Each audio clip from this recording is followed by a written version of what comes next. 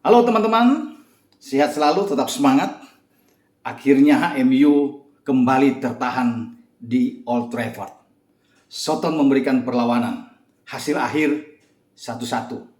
Sangat rugi sekali buat MU tidak mendapatkan hasil yang maksimal. Mestinya mereka bisa mendapatkan 3 poin. Apa yang mereka lakukan musim lalu ketika mengalahkan Soton dengan 9-0 di tempat yang sama, tidak terulang lagi. Memang MU tidak kalah, tapi hasil ini saya rasa sangat memukul bagi kubu Ralf Rangnick. Karena sebelumnya pada Rabu yang lalu juga mereka tertahan ketika berkunjung ke Burnley, ke Turf Moor, juga dengan hasil sama 1-1. Soton tampil luar biasa, terutama penjaga gawang, Fraser Forster. Lini belakang juga yang dikoordinir oleh Bednarek sebelum ditarik keluar bersama dengan Salisu bermain sangat baik. Kyle Walker-Peters juga oke. Romain Perraud di kiri tampil sangat disiplin. Kalau melihat dari pertandingan, jalannya pertandingan sejak babak pertama sampai babak kedua, ini memang hasil imbang wajar diterima oleh kedua tim. Itu yang saya katakan bahwa sangat disayangkan MU tidak bisa memaksimalkan hasil ini di kandang untuk mendapatkan 3 poin sehingga mereka masih bertahan di urutan keempat di zona Champions. Sekarang dengan hasil imbang 1-1 memaksa mereka untuk turun lagi ke posisi kelima. Tempat keempat diambil alih oleh West Ham United. Poinnya sama 40 dengan 24 pertandingan. Namun West Ham unggul selisih gol melawan dari MU. Kita lihat dalam ball position itu juga menandakan itu hampir-hampir imbang. Soton itu 47% penguasaan bola, MU dengan 53%, ini tipis-tipis saja. Bahkan dalam percobaan menembak justru Soton itu lebih tinggi. MU itu cuma 12 kali tetapi banyak di on target. Ini yang membuat mereka itu gagal bisa memenangkan pertandingan. Ada 8 on target tetapi tidak dikonversi bisa menjadi gol. Karena penampilan dari Fraser Forster juga oke. Ada beberapa peluang emas termasuk dari Ronaldo yang bisa ini dan juga dengan Sancho, tapi semua gagal. Saya belum berbicara dengan gol Sancho. Bagaimana dengan Soton? Soton itu bahkan 13 kali melakukan percobaan menembak. 4 memang on target, tapi 1 menghasilkan gol. MU sebenarnya bermain tidak buruk-buruk amat kalau bisa dikatakan Mereka memulai pertandingan dengan bagus. Dengan pressing yang bagus kemudian menekan, bahkan di menit ke-6 saja mereka sudah bisa mendapatkan peluang sentuhan Sancho kepada Ronaldo masuk bahkan melewati hadangan dari Salisu, kiper Fraser Forster masuk untuk mempersempit ruang gerak dari CR7 masih bisa berkelit masuk lebih jauh dari ke arah kiri dan melepaskan tembakan, tapi terlalu pelan tembakan dari CR7 masih bisa dihadang atau dibuang oleh bek kiri dari Soton, Romain Perraud, maka gagal kesempatan emas untuk bisa menjadikan gol. Di menit ke-8 juga saya lihat mestinya ini bisa mendapatkan gol pertama dari MU. Sancho lepas dari kawalan masuk dalam kotak penalti. Ronaldo dan Marcus Rashford agak melebar dan meminta bola kosong, tidak terjaga sama sekali. Semua perhatian datang ke Sancho, tapi Sancho terlalu ego, memaksakan diri untuk bisa mencetak gol. Dan apa yang terjadi? Fraser Forster mampu menghadang tendangan dari Sancho yang tidak keras, saya pikir Ini peluang emas kalau Sancho berpikir untuk memberikan umpan kepada Ronaldo di sana sama ada Rashford. Saya pikir ini bisa menghadirkan gol lebih cepat sebelum memang Sancho membuat gol. Dan Sancho membuat gol itu sangat mudah. Ini juga karena bagaimana Rashford tidak ego. Seandainya Rashford tidak memberi umpan atau posisi ini diambil alih oleh Sancho pasti tidak akan memberikan. Kalau terjadi pergantian seandainya Sancho yang mendapat peluang, Sancho akan tetap memaksakan masuk, mungkin akan menembak lagi ke gawang Soton. Tetapi Rashford itu masih berpikir dengan sangat jeli Dia masuk, dia tidak ego, dia melihat posisi Sancho bisa bergerak masuk lebih enteng untuk bisa membuat gol dan dia menyodorkan umpan yang terukur untuk bisa menghadirkan gol di menit ke-21. Ini saya pikir yang Sancho harus belajar untuk tidak terlalu ego untuk bisa bermain. Dan memang mereka terhenti dengan gol ini. Banyak peluang yang tercipta tapi sulit untuk bisa menghadirkan gol. Ya, masalahnya buat MU dalam pertandingan melawan Soton adalah penyelesaian akhir memang. Di babak kedua juga terlihat MU itu banyak melakukan tekanan. Ya. Bahkan di menit ke-60 itu ada 2 serangan yang sporadis dilakukan oleh MU, semua digagalkan oleh Fraser Forster. Ada 3 penyelamatan penting dari Fraser Forster, terutama di babak kedua. Ronaldo bahkan mendapatkan umpan bagus, melepaskan tembakan kaki kiri masih bisa diblok oleh Fraser Forster.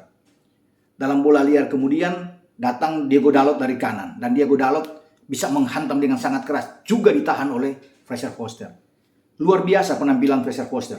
Mungkin kalau udah tidak dia, 8 on target dari MU ini bisa menghadirkan gol dan mereka bisa pesta gol lagi seperti pada musim yang lalu. Ya. Di menit ke-91 juga ada peluang. Ya. Bagaimana tandukan dari Harry Maguire ini masih bisa ditahan dengan lompatan yang sangat fantastis dari Fraser Forster. Kalau tandukan Maguire ini masuk, ya MU akan menang 3 poin. Ya.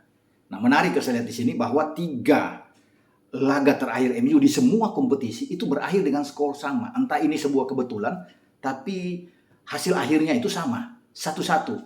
Ya. Dalam 8 hari MU bermain ya di semua kompetisi. Pertama mereka awali melawan Middlesbrough di Old Trafford.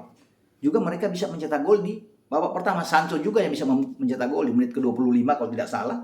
Tapi di babak kedua Kroos bisa menyamakan kedudukan ya di menit 64 ya. Untuk menjadikan 1-1 sebelum terjadi adu penalti. Tapi hasil akhirnya selama 120 menit ada perpanjangan waktu.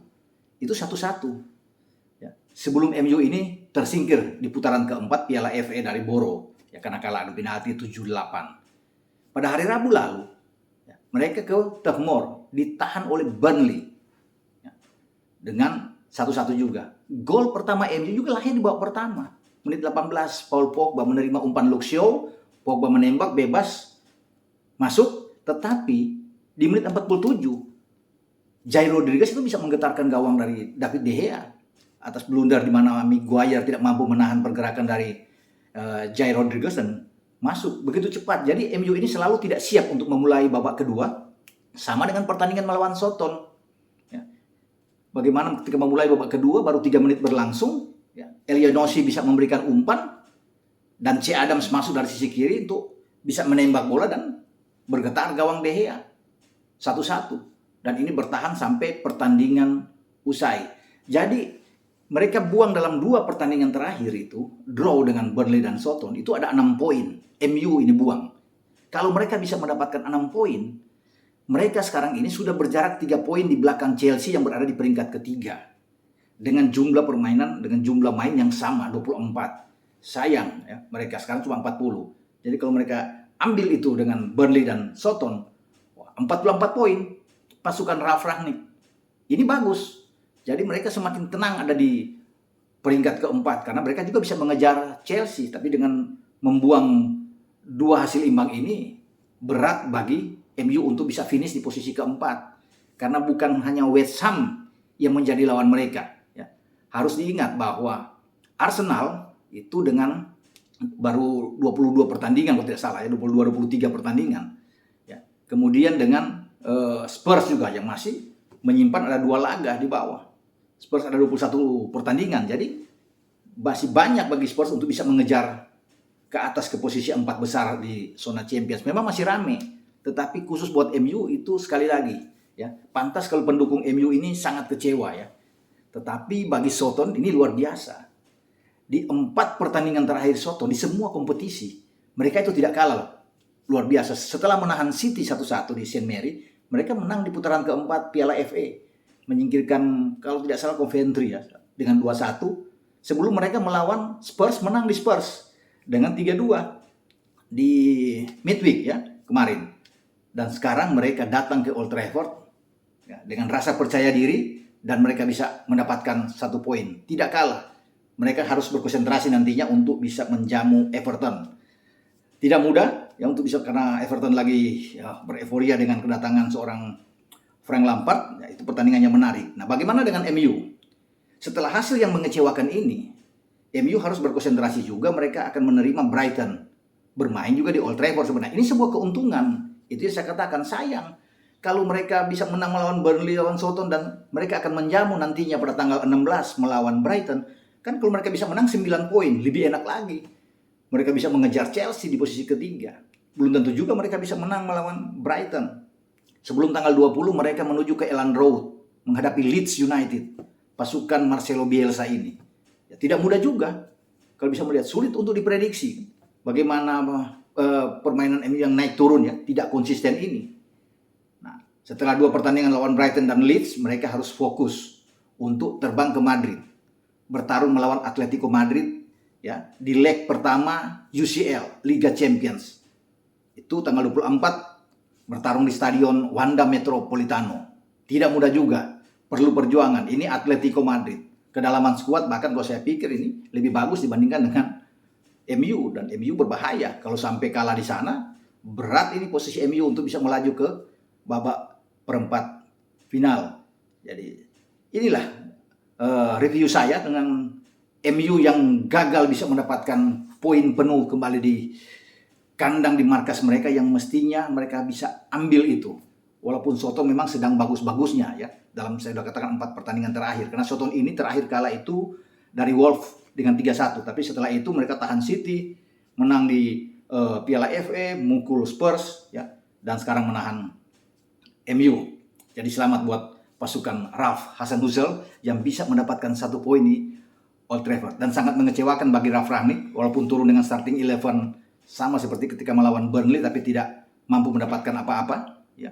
Tetap sama dengan di belakang juga sama, ada Dalot di menit ke-60, dan Ronaldo, Dalot bisa menembak tapi sulit untuk bisa mendapatkan gol lagi ya dengan peluang-peluang yang mereka dapatkan. Maguire masih tetap bermain dengan Varane dan Scott McTominay walaupun dia keluar bersama dengan Pogba di sana, Sancho, Rashford, Bruno Fernandes dan CR7. Ini starting 11 yang dimainkan oleh Ralf Rangnick menghadapi Soton. Ada 2 pergantian memang.